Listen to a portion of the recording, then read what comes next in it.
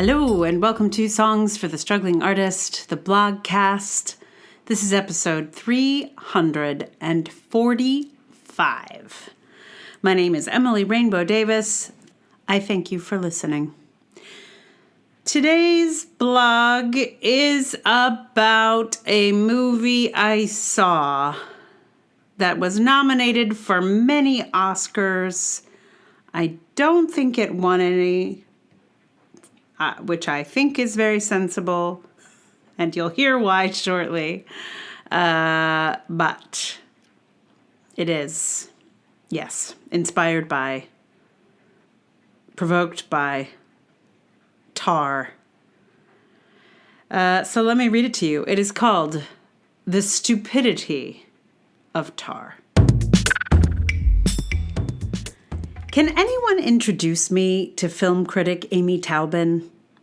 I discovered her awesomeness when I went searching for some sensible criticism about the much-lauded film Tár, and found her on a podcast talking a great deal of sense.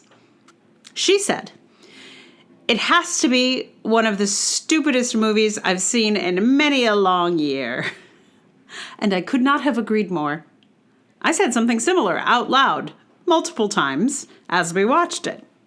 At home, don't worry, I wasn't exclaiming in public. It was a very stupid movie, which was all the more irritating given how smart it thinks it is.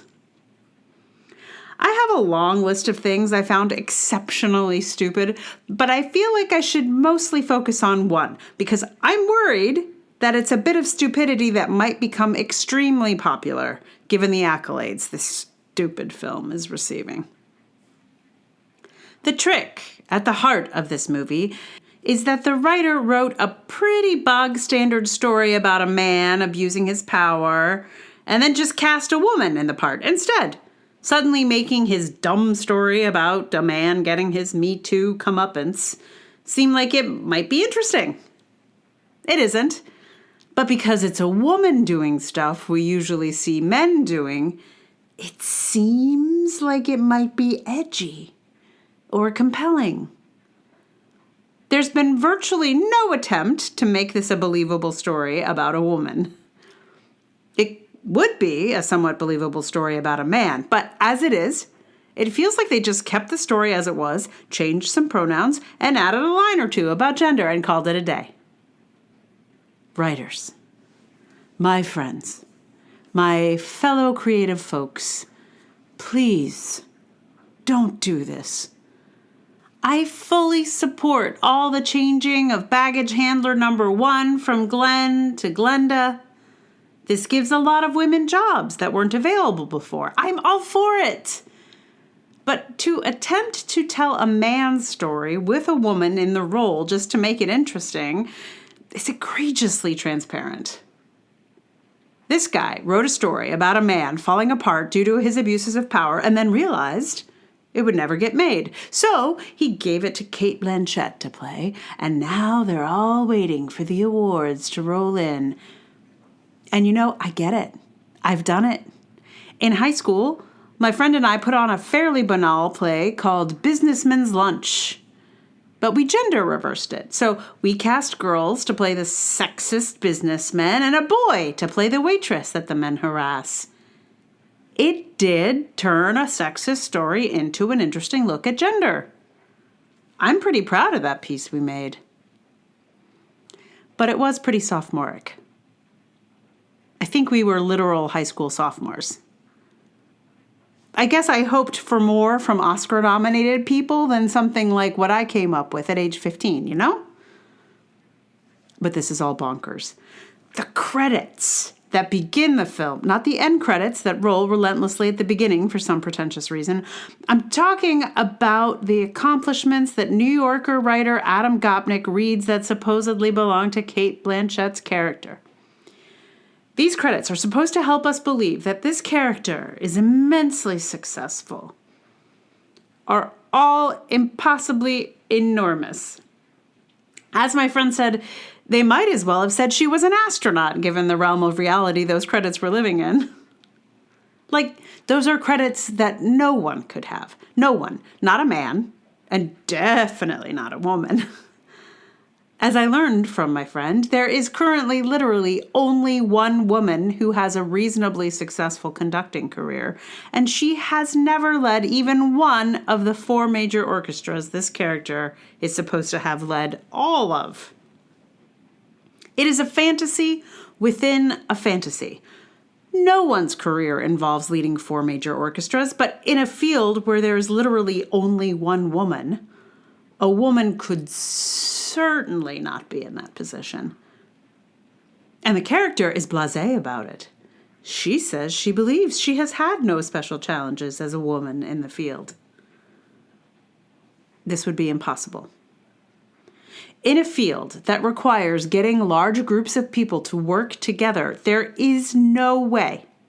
In this current world we live in, a woman conducting could believe she's had no challenges. Now, maybe she just says these things. There are women who say such things as a strategy to avoid having to discuss gender 24/7, but none of the obstacles that this character runs into are anything like what women actually come up against. This character is only accidentally a woman. It all just feels like an excuse to rail against all this woke business in a slightly more palatable form. Like, if it's beautiful Cate Blanchett abusing power, we don't mind so much. We sympathize with her bad deeds. She's a lady genius, so we don't mind her shaky ethics. Am I saying women wouldn't abuse their power should they, by some chance, get some? Not at all. Surely some would, and it would be interesting to watch a film about how women actually abuse power when they get it. It just wouldn't be like this. It isn't even a little bit believable. My favorite absolutely absurd moment was when a horde of protesters gathered to harangue the conductor at her book signing. I'm sorry. No one, not even the biggest classical music nerds, would get a bunch of hand-painted signs and a shouting squad together to yell at a conductor. First, few people care that much about sexual harassment or music. And second, those that did care about music would be worried about messing up an opportunity that the disgraced conductor might be able to get them in the future. And it for sure wouldn't be covered in the news. I feel like this writer has no idea how classical musicians behave, nor how women behave. And it's all so off the norm that people found it edgy or something. I don't know why people like this movie. It's just so silly. And it takes itself so seriously. The only thing to do is just throw up our hands and hope that this trick of putting a woman in a part written for men does not become a trend. And to quote Amy Taubin, who I really hope to take out for drinks one day, it's a ridiculous movie. And why don't people see that? People don't understand anything at all about the art world. And these people are in the art world. They make movies. So, fuck it. I don't care. I just don't care. I'm very serious about wanting to hang out with Amy Taubin, by the way. Having listened to her on this podcast, and then I looked her up to find out more about her. I've read more of her writing. I've seen her, at some Q&As and learned a little bit about her life. And, yep, she's for me. I would like to have a conversation and maybe a couple drinks, because I think she'd be fun to have a couple drinks with. Or dinner. I'll take her to dinner. I think she's fantastic. So interesting. And she went to Sarah Lawrence College, where I went. So maybe alumni association? I don't know. I don't have like a really good reason. Like, I'm not trying to be a film critic, except for here, I guess. I'm not sure they would be like, oh, this makes sense. A theater person and a film critic. Anyway, she feels like the New York I miss, Like, I think that's partly why I want to hang out with her, because she just seems like she was here for the good stuff, and she still is the good stuff, and there's not a lot of that left around here. So, yeah. Anyway, that's one good thing that came out of sitting through Tár, is I learned about Amy Taubin. So, otherwise, I just, what a waste of time. Tár. Wow. So I have picked out a song here. Believe it or not, there are many, many, many, many songs that are about stupidity or stupid things or people or boys or... I mean, it's a long list. I was really surprised. I feel like at some point I'm going to have to do like...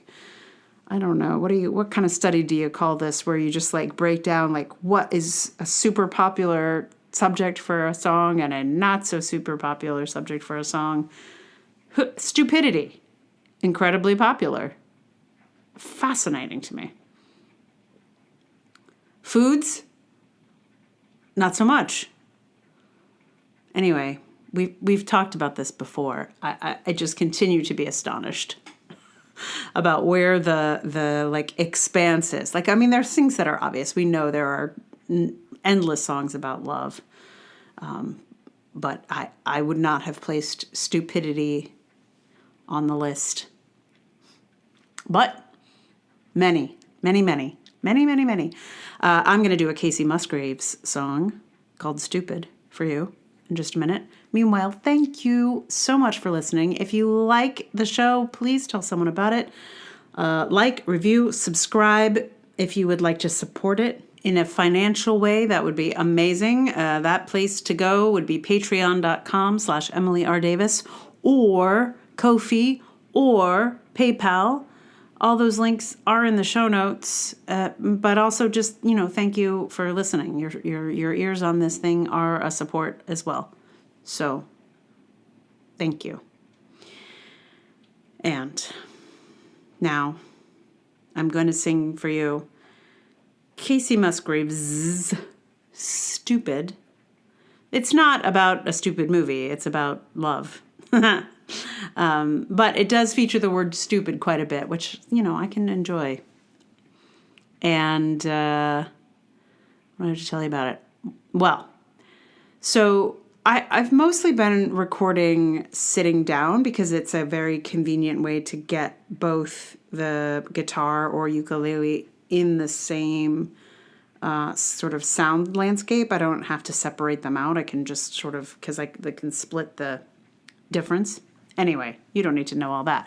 But this song, because it's a belter, because it's Casey Musgraves, I had to stand up, number one, and two, I had to come up with this like kind of the first few shots I took at it were just like I was clipping the sound all the time. Clipping is when it goes, like a little too loud, like you can hear it in the mic. I don't want to do it to you right now, otherwise I demonstrate. But it's you recognize the sound of clipping, I think, when you hear it. So because the song got so loud, but I couldn't anyway. This is a kind of situation where it's good to have a sound person. But I am my own sound person. So anyway, I did finally work out a kind of crazy system where I would be like up on the mic, like right up on it, and then back up for the louder stuff. So it required a little bit of choreography and setting some things up in ways that I haven't done in a while. So you might hear the floor creak is what I'm saying. Because in stepping back and forth, there was a little floor talking along with the song. So a little something to listen for. So here is Stupid.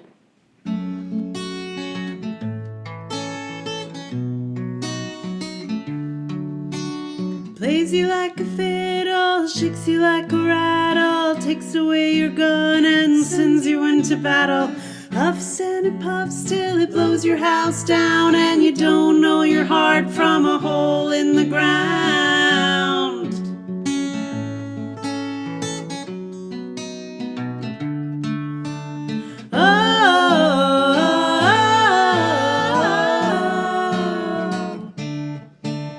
Stupid love is stupid, don't know why we always do it. Finally find it just to lose it. Always wind up looking stupid, stupid.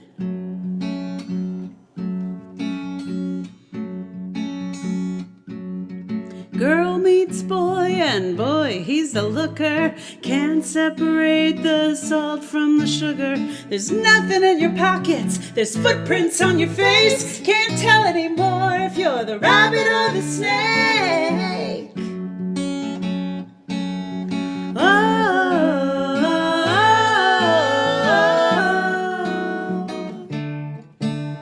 Stupid love is stupid, don't know why we always do it. Finally find it just to lose it. Always wind up looking stupid, stupid.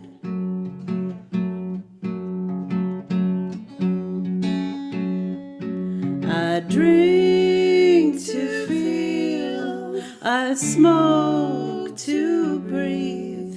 Just look what love has done to me.